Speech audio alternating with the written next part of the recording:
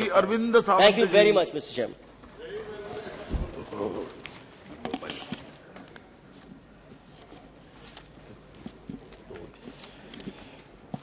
Thank you chairman sir. एक बहुत गंभीर विषय पर अविश्वास का प्रस्ताव विपक्ष के सभी दलों ने यहां रखा। दुर्भाग्यवश जिस गंभीरता से हमारे मित्र गोगोई जी ने इस प्रस्ताव को रखा, उसके बाद में जो भाषण मैं सुन रहा हूं 1953 में क्या हुआ, 76 में क्या हुआ, पैदा भी नहीं हुआ था तू। तो ये सारा जो बताने की बात चल रही है वो पूरा विषय को लेकर उसकी गंभीरता को कम करने का जो प्रयास हो रहा है उसकी मैं निर्भत्सना करता हूं। विषय क्यों आया, मेरे मित्र अभी पिनाकिन जी बोल रहे थे, तभी मैं सोच रहा था क्यों लाया अविश्वास का प्रस्ताव। भैया सिर्फ आदरणीय प्रधानमंत्री जी को लाने की बात नहीं है, बात यह है कि जिस विषय को मणिपुर के विषय में इतना बड़ा हिंसाचार हुआ, महिलाओं पे अत्याचार हुआ, केंद्र की सरकार 70 दिन चुप रही। अगर चुप न रहती तो विषय नहीं आता। चुप रही, आदरणीय सर्वोच्च न्यायालय ने तमाचा लगाया, if you are you going to act on it should I intervene. तब जाकर मुंह खुला 36 सेकंड के लिए।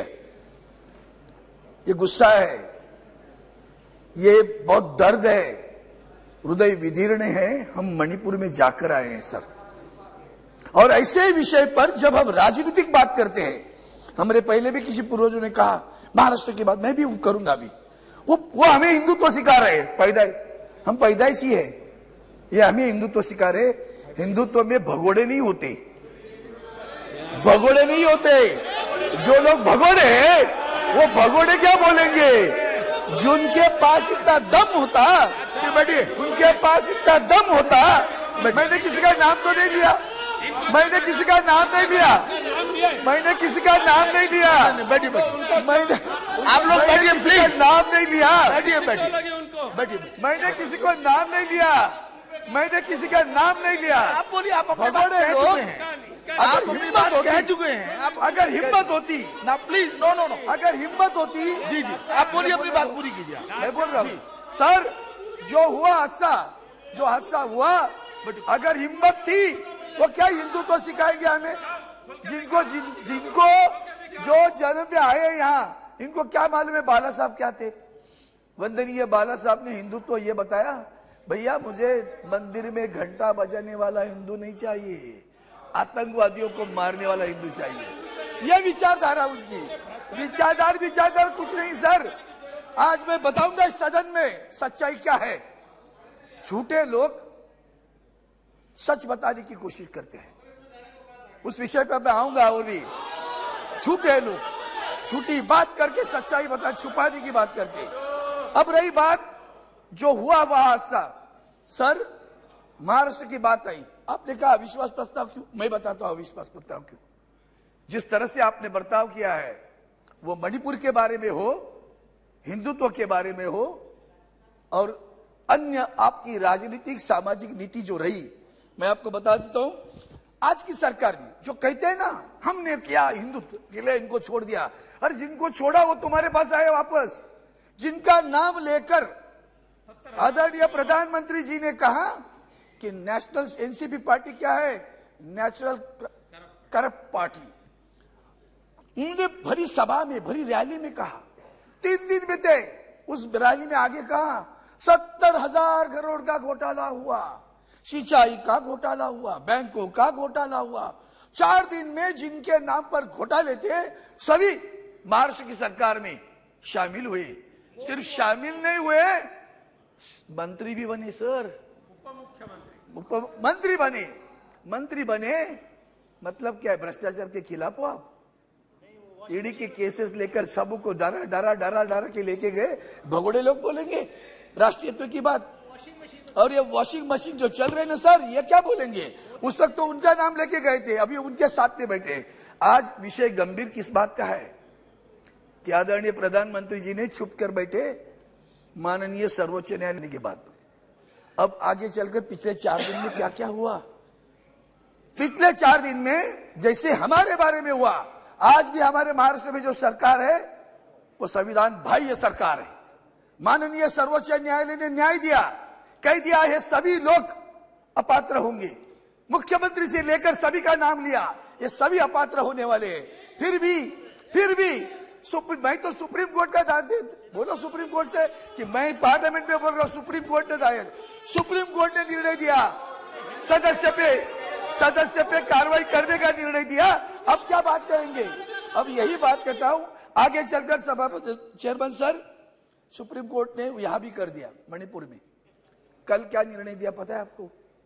अगर सरकार होती ना सरकार को कि सुप्रीम कोर्ट ने एसआईटी बिठाई, सुप्रीम कोर्ट ने डीआईजी पद बिठाए, सुप्रीम कोर्ट ने 3 हाईकोर्ट जजेस पीछे वाले उनके पास कार्रवाई करने का अधिकार दिया, सुनवाई करने का अधिकार दिया, जांच करने का अधिकार दिया, पुलिस के ऊपर कार्रवाई की। सरकार कहाँ है? सुप्रीम कोर्ट चला रहा है। मणिपुर की जांच कौन करेगा? सुप्रीम कोर्ट तय कर रहा है। ये तो आपकी सरकार पर तमाचा है। फिर भी नहीं शर्म आती आपको? फिर भी आपको बुरी नहीं लगता? फिर भी बुरा नहीं लगता? पूरी भी बुरा नहीं लगता? अब बात हुई ना, उन्होंने जब बोला मैं एक शब्द भी उतर के बोला नहीं है। क्यों लग रही है मिर्ची? समझ लो क्यों लग रही।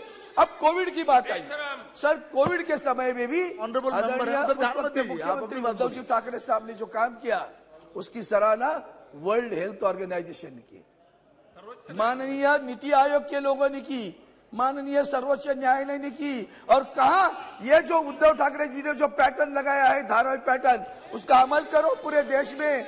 इतनी सराहना करने के बाद झूठे इल्जाम लगा, तभी तो तुम भी तो सरकार में थे। जो इल्जाम लगा रहे हैं वो भी तो सरकार में थे। कौन से अधिकार से बोलते हो? कौन से अधिकार से बोलते हो? आप लोग सरकार में शरीक थे, आप मंत्री थे, 2.5 वर्ष आप भी साथ में थे, बोलने का अधिकार बैठा है। इसलिए मैं सभापति महोदय, मैं 2-3 महत्वपूर्ण मुद्दे लगता हूं। प्रधानमंत्री जी का वक्तव्य, सत्यपाल मलिक जी फाड़ रहे पूरी। उन्होंने पुलवामा के बारे में क्या बोला, उन्होंने भ्रष्टाचार के बारे में क्या बोला, और 2-3 मुद्दे और भी।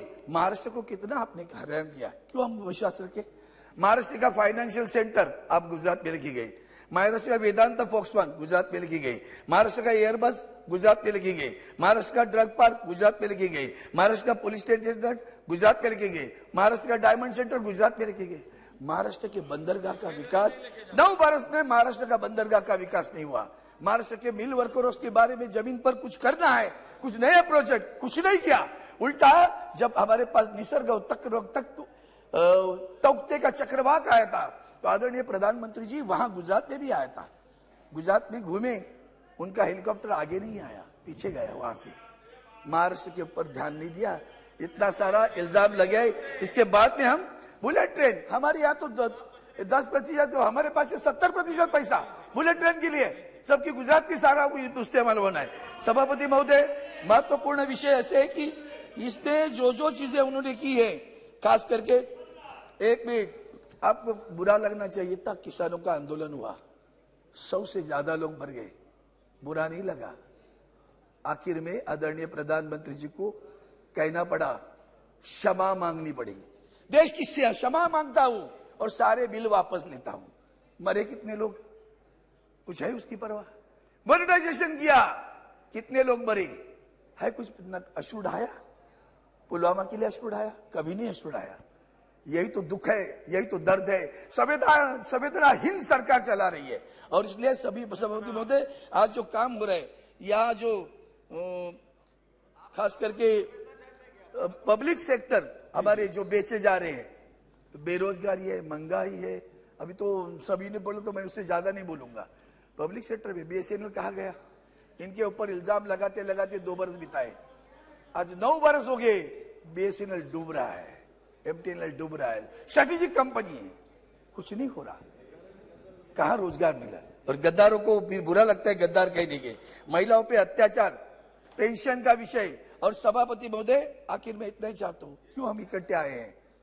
हम इंडिया, हमारा इंडिया कहते हो तो बुरा लगता है, आप तो खेलो इंडिया कहते हो, बेचो इंडिया कहते हो। इसलिए इतना ही आखिर में एक वाक्य कहता हूं, नफरत करने वालों के सीने में प्यार भर दो जी। तुम्हारा सोशल मीडिया रोजाना देखो सर, हमारे महाराष्ट्र के हमारे महाराष्ट्र के अध्यक्ष जी गाय काटती हुई बता रहे थे लोगों, गाय का काटी नॉर्थ ईस्ट में, बता रहे का कर्नाटक के चुनाव में। क्या जी, चाहते जी, हो? थैंक यू, थैंक इसलिए नफरत करने वालों के सीने में प्यार भर दो, हम वो परवाने हैं, जी, जी। पत्थर को भी मोम कर दो, यही हमारा नजराता है, थैंक यू। इसलिए हम इकट्ठे आए। जय हिंद, जय हिंद। जी वो तो आपको करना पड़ेगा। जी जी जी प्लीज। अध्यक्ष महोदय, अविश्वास के प्रस्ताव पर इस सदन में काफी मान्यवर का